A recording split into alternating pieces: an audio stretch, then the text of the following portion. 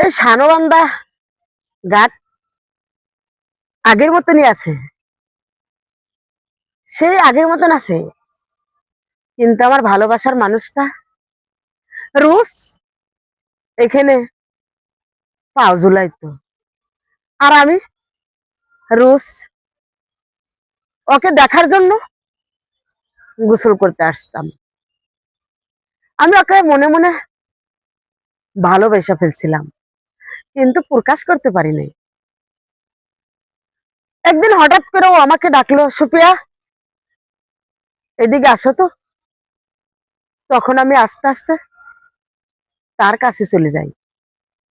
সে আমাকে বলল, সুপিয়া তুমি কি সত্যি আমাকে ভালোবাসো? ভালোবাসো? আমি বললাম, হ্যাঁ আমি ভালোবাসি। সে আমাকে বলল, ভালোবাসার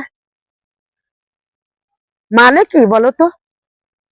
তখন আমি একটু দুম দৌড়লাম, মানে তো আর খুঁজে পাইলাম না। চলে গেলাম ওই দিন, চলে যাই আমার ছোট্ট চাচা তো বোনকে জিগাইলাম, বোন ভালোবাসার মানে কি রে, ভালোবাসার মানেটা কি?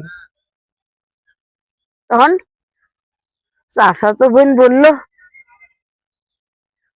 ভালোবাসার মানে তুমি জানো না? আমি বললাম, না। আই লাভ ইউ বলো, তুমি তাকে আই লাভ ইউ বলো। তারপরের দিন এসে আমি তাকে বললাম, আই লাভ ইউ জান, আমি তোমাকে বড্ড ভালোবাসি। তখন সেও আমাকে বলল, সুপিয়া আমিও তোমাকে ভালোবাসি, কিন্তু আমাকে ভালোবাসা থাকার নয়, আমাকে ভালোবাসা কোনোদিন জোড়া লাগবে না, কোনোদিন না।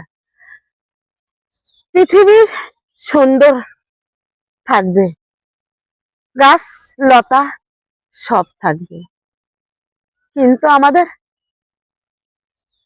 ভালোবাসা কখনো থাকবে না, কখনো না।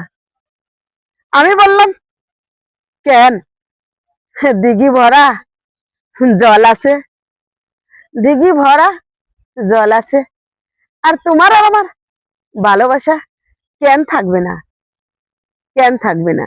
সে বলল, সুপিয়া তোমার বাবা যে আরজাল, আর আমার বাবা তো গ্রামের মেম্বার, চেয়ারম্যান, কিন্তু তারা কি কখনো মেনে নিব? কখনো নিবে না। তাই আমাকে ভালোবাসা অমর হয়ে থাক না, অমর হয়ে থাক না। আমিও বললাম, তাই বন্ধু, তাই থেকে যাক ভালোবাসা, আজীবন যুগ যুগ ভালোবেসে যাব, ভালোবেসেই যাব।